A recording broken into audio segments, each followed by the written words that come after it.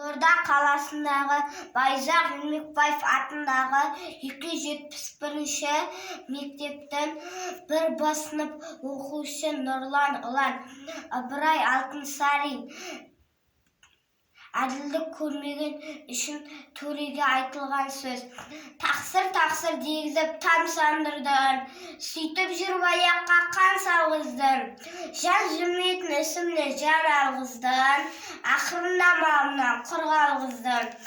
Оразаның түбінен мақсым жетер, азған елдің түбінен тақсыр жетер. Әділдіктің қан тайса наным кетер, жылай жарым малы кетер. Ай тақсыр бұл дүние өтел кетер, мал иесі де артынан қуып жетер.